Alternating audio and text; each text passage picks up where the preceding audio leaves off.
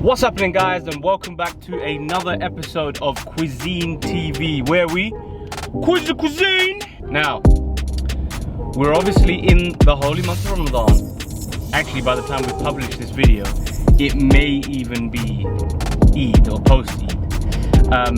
But for Ramadan, we've decided to basically go around and try different iftar meals. So last week, we showed you how to have iftar Bengali style, traditional Bangladeshi way. We opened up our doors and showed you how we cook the food in our home. This week I'm alone again, but I've decided to go back to one of the places that I really enjoyed. So I absolutely loved Zanzibari food, Tanzanian food, and I thought, do you know what? I want to try a proper Tanzanian iftar meal. Let's go and see how these guys have food iftar style. So, did some research and I came across this incredible place called King of BBQ, and they are super authentic because they make the food in their house, in their kitchen, and then they can deliver it to you, or you can go and pick it up from them. So I saw that and I thought, do you know what, I have to try this, and I've ordered an array of food from them, different food from what I had in Romford that day as well, to try and keep it interesting, trying to keep it new. So I'm on my way to pick up that food now. I have got so many different things. I'm just gonna pick the food up, film, see what it's like, and then I'm gonna bring the food back at home and then wait for iftar, wait for sunset when I can eat the food. So it's gonna be a good one. I'll see you guys in a bit. So guys, I've picked up the food, the amazingly authentic Tanzanian food. I've brought it back home and it's now time for iftar. It's time to break my fast. So I'm gonna tuck in to this beautiful selection of food. Enough chit chat. I've been fasting all day. I've broken my fast with a date and some water. And now it's time to tuck in to the real deal. So I'm gonna start with what I have on this plate first. And here you've got a mix of some of the barbecued meats. These guys obviously specialize in the barbecue. Tanzanians love barbecue, by the way. We saw when we tried Tanzanian last time, we tried mishkaki, which basically bits of grilled meat in a sort of special Tanzanian spice. So we've got bits of meat mishkaki and chicken mishkaki. They call the chicken kuku, so kuku mishkaki. And then you got some grilled or barbecued chicken. I've got a piece of chicken leg. I've got a wing here, and then we've also got a lamb chop. So I'm gonna basically try all of those together because they're all basically marinated in a pretty similar way and cooked in a similar way. Yeah. Delicious, unbeatable, soft, tender. These bits actually are kind of like a chicken tikka or a meat tikka. I'm sure you've probably tried that at your local Indian. In the same way that it's kind of cooked in the tandoor with a lot of flavors and paste marinating the meats. The same thing applies here. It's similar, but it's just done on a barbecue. So you got a lot of that masala around it, that paste, which gives it such a strong, spicy flavor. This stuff, cooked on the fire with that lovely charcoal grilled flavor, that charred flavor, is one of my favorite ways of having meats. And honestly, the Tanzanians take it up a notch. This is a lamb chop. You can tell how serious people are in terms of grilled meat by the lamb chop. It's quite difficult sometimes to get the perfect lamb chop. Sometimes you run the risk of making it overly chewy. So you've got to get the balance right. You've got to spice it right. So this is going to be the true test of how well these guys know their barbecue.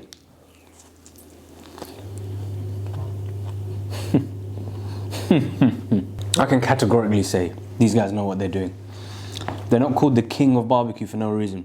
Spiced to perfection, texture is perfect. It's got the right amount of spice and marinade around it. Beautiful char grilled taste from the barbecue. Now, I'm gonna move on. This is Swahili style biryani. It's called the Samaki Biryani. So it's basically fish cooked in a lot of different spices and flavors, almost like a curry, and then that fish is laid on top of an incredibly cooked biryani. Now their biryanis, immediately I realized what was quite different about the Tanzanian biryani we're having. Full of colors, There's green, there's pink, there's purple, there's yellow from all the oil, the lovely red color that the fish has. And then it all kind of mixes together because they serve it up in one plate. So the rice drains all those sort of fish juices and spices, absorbs all of them, and it all works together in this wonderful medley. This is a whole different experience. Swahili biryani. Here goes. Oh yeah. Woo! Spicy. Very, very spicy. One thing I realized with these guys, they don't hold back with spice. And that's great. It's great for someone like me who loves spice. So here, the fish that they've used is tilapia. It's a whole tilapia. So there's bones in there as well to make it properly authentic. The skin is left on. That fish is cooked in an amazing sauce. Now, I actually asked when I was picking this food up, I said, what's in the sauce? They said to me, it's a family secret that's been passed down generations, so they wouldn't let me in on any of that secret. So I don't know what wonderful flavors and ingredients they use to make this sauce that they cook their tilapia in, but I can categorically tell you it is amazing. Fish biryani itself is quite different. Generally, you'll have chicken or meat in biryani, especially in South Asia. So the fact that they use fish that's cooked in this incredible secret recipe just makes the whole thing so much more exciting. There's two types of salad that I put on this plate. These are kind of condiments on the side that they serve up, very sort of typical Tanzanian dishes. One is basically made of cabbage and carrots that are sort of shredded and then basically squirted all over is tamarind sauce. This salad is actually called the kachumbari, and that's a very popular salad across Tanzania. Now that tamarind sauce actually adds a lovely sweetness, a bit of tang to those vegetables. And this, I'm told, is a super common street food side dish. Everyone enjoys it in Tanzania. It's very common. The other salad that they have is basically sliced up red onions, some tomatoes, a little bit of coriander, and some chili in there as well. In hot countries, it's often really refreshing to have these kinds of salads. When we're having foods here which actually have quite a lot of spice, a lot of marinade, they're quite strong, something to just cool things down, they've got a little bit of sweetness to it, quite refreshing. That really goes a long way and helps balance the palate. So I'm gonna go for a little bit of the cabbage and carrot salad. Wonderful. Sweet, fragrant, refreshing, very cool as well. They keep it refrigerated because that coolness really helps balance all the chili that's going on here. Wonderful. A really good salad. I understand now why the Tanzanians absolutely love it. We're gonna go into the tomato and red onion one now. Incredible. That one's actually a bit more spicy. We've got a bit of chili in there, but it's still so refreshing. Less sweet, just as refreshing, nice and cool, counterbalances all those spices, all those flavors that are on this dish. We've got something called the Masala Chip.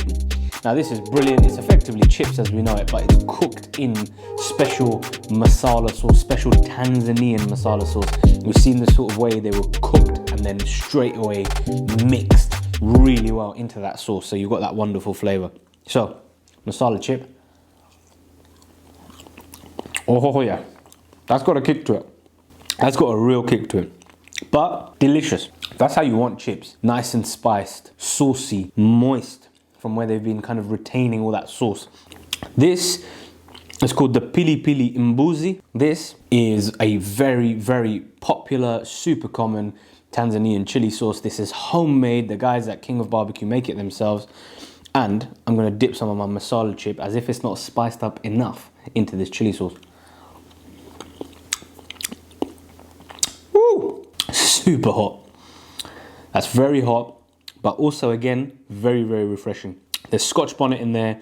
There's clearly some tomato in there, which gives it that cool, refreshing vibrancy. Scotch bonnet is strong, it's pungent, lovely flavor, works wonderfully well. Delicious. Pili Pili Mbuzi, a little bit of chipsy masala, cannot go wrong.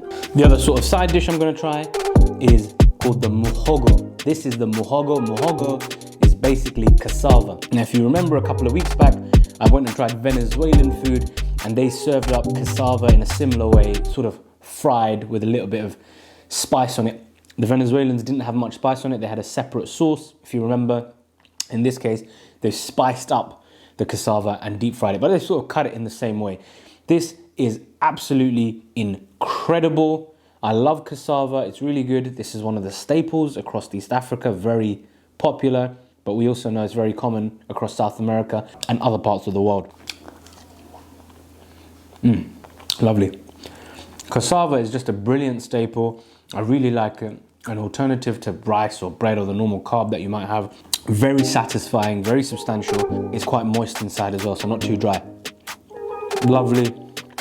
Another amazing dish to have on the side with all this selection of food. Lastly, from this plate, the guys were very kind to chuck this in. They recommended I try it. This is basically a semi-ripe mango drenched in some of that masala spice that is so common amongst the dishes here.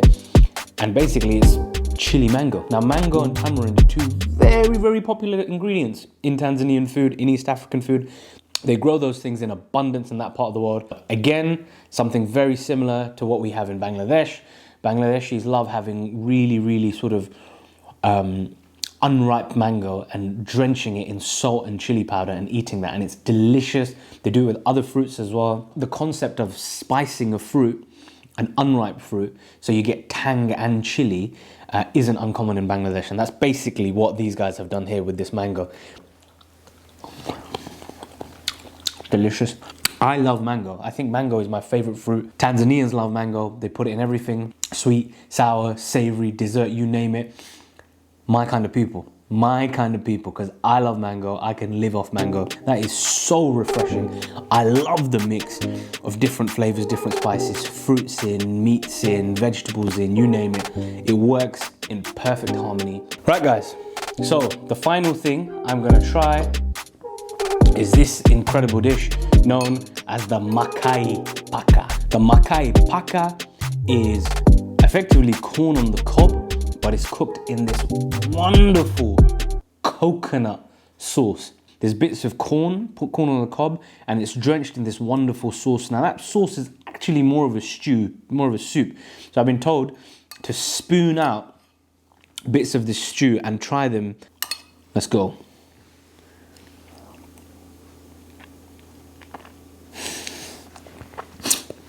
Oh man, that is unreal.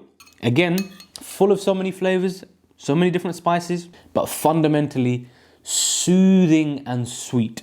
It's got this lovely creamy texture and the pungent coconut flavor.